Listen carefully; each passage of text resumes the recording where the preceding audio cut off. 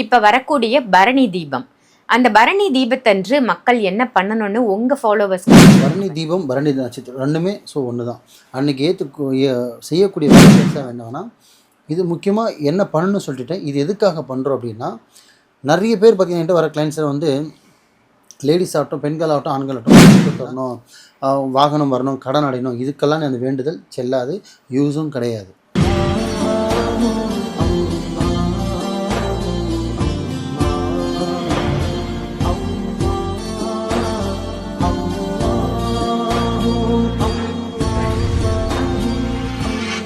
மருஜன்ம நேயர்கள் அனைவருக்கும் அன்பான வணக்கங்கள். இப்போ காவாங்கரை ட்ரிபிள் டவர்ஸ்ல இருக்கக்கூடிய மாலிக் பாய் அவர்களை தான் சந்திக்க வந்திருக்கோம். வணக்கம் பாய். வணக்கம்மா பாய். இப்போ நம்ம ஹிந்து மக்களுக்கு சார்ந்த நிறைய பதிவுகள் வந்து நம்ம போட்டுட்டு இருக்கோம். நீங்க ரொம்ப அழகா சொல்றீங்க, ஹிந்து மக்கள் அதை ஃபாலோவும் பண்ணிட்டு இருக்காங்க, உங்களுக்கே தெரிஞ்சிருக்கும், நிறைய பேர் கமெண்ட்ஸ்லயும் போடுறாங்க. அந்த வகையில இப்ப வரக்கூடிய பரணி தீபம், அந்த பரணி தீபத்தன்று மக்கள் என்ன பண்ணணும்னு உங்க ஃபாலோவர்ஸ்க்காக சொல்லுங்க பாய்.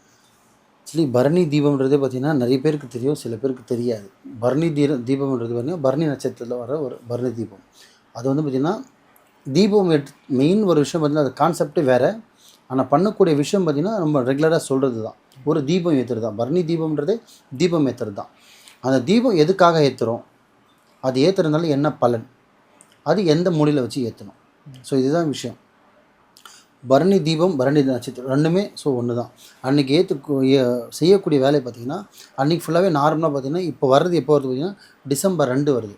ஸோ செவ்வாய்க்கிழமை பொழுதில் வருது டிசம்பர் 2. அன்றைக்கி நீங்கள் செய்யக்கூடிய வேலை தான் வீட்டில் ஆண்கள் ஆகட்டும், பெண்கள் ஆகட்டும், பிஃபோர் மேரேஜோ ஆஃப்டர் மேரேஜோ முதல்ல செய்யக்கூடிய வேலை வந்து வீடை முதல்ல சுத்தம் பண்ணிடணும்.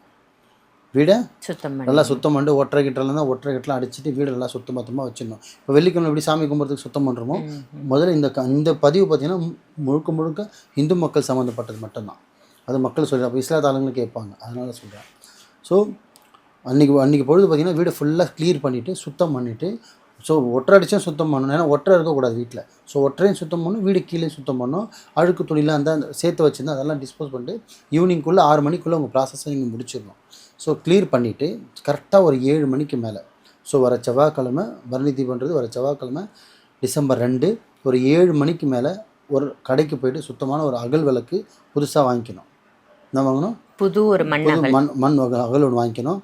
அதுக்கு கீழே வைக்கிற ஒரு தட்டு மாதிரி ஒன்று வாங்கிக்கணும். ஸோ மடக்குன்னு சொல்லி அந்த மாதிரி தட்டு மாதிரி ஒன்று வாங்கிக்கணும். அதுவும் மண்ணிலேயே. ஆமாம், மண்ணிலே, ரெண்டுமே மண் சம்மந்தப்பட்டு தான்.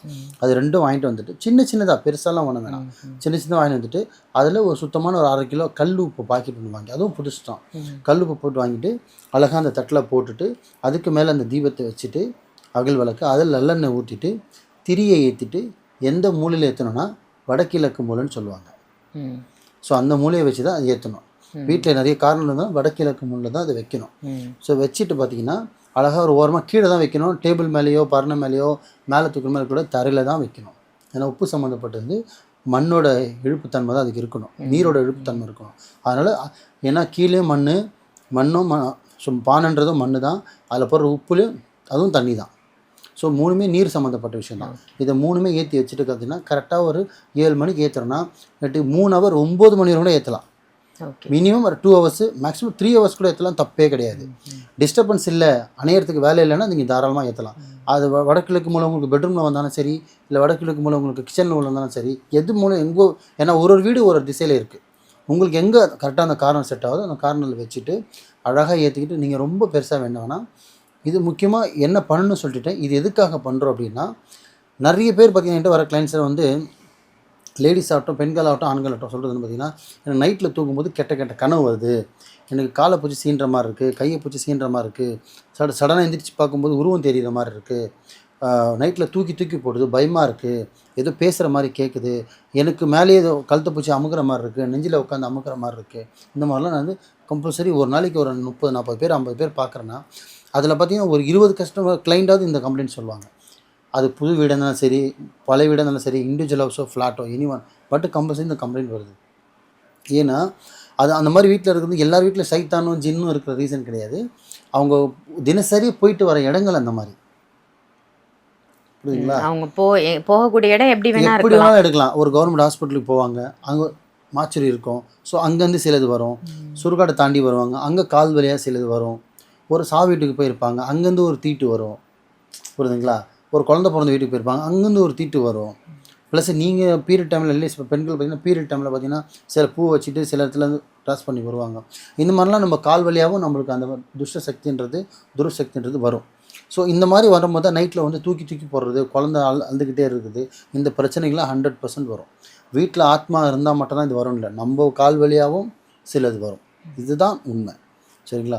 அப்படி அந்த மாதிரி பிரச்சனை இருக்கிறவங்க, அது ஆணுக்கோ பெண்ணுக்கோ சின்னவங்களுக்கோ பெரியவங்களுக்கோ பதட்டமாக இருக்குது, பயமாக இருக்குது.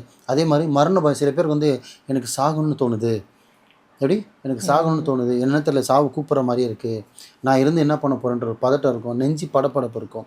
உடல் ரீதியாக உங்களுக்கு எந்த ஒரு பிரச்சனை இருந்தாலும், பிரச்சனைனா வலி கிடையாது, கை வலி கால் வலி சொல்ல, நான் சொல்கிறது ஒரு மன அழுத்தம், மன பயம், சாவு பயம், மரண பயம், ஒரு கடன் நினச்சி பயம், அந்த மாதிரி என்ன பயமாக இருக்கோ அந்த பயத்தை போக்கக்கூடியது தான் இந்த பரணி நட்சத்திரத்தில் ஏற்றுற அந்த விளக்கு. புரியுதுங்களா? அந்த விளக்கு அந்த 3 மணி நேரம் எரியுதுன்னா நீங்கள் 3 மணி நேரம் உட்காந்து ப்ரேயர் பண்ணணுன்ற அவசியமே கிடையாது. அது ஏற்றும் போது ஒரு ஆத்மாத்மமாக ஒரு 5 நிமிஷம் என்னோடய பயத்தை வந்து எனக்கு போக்கு இறைவா, நீ எந்த சாமி ஒன்றா கும்பிடுங்க, முருகரோ அம்மனோ சிவனோ யாரானோ வேண்டிட்டு போங்க. ஆனால் ஏற்றக்கூடியது விளக்கு வடகிழக்கு மூலையில் வச்சு மண் விளக்கு போட்டு கீழே வச்சு உப்பு போட்டு கரெக்டாக 2 மணி நேரம் 2.5 மணி நேரம் 3 மணி நேரம் கூட நீங்கள் ஏற்றலாம். உங்களுக்கு அதிகபட்சம் 4 மணி கூட ஏற்றுங்க, ஆனால் 12 மணிக்குள்ளே. ஸோ சில பேர் வேலைக்கு போயிட்டு 10 மணிக்கு தான் வீட்டுக்கே வருவாங்க, அப்போ வந்து ஏற்றலாமான்னா ஏற்றலாம்.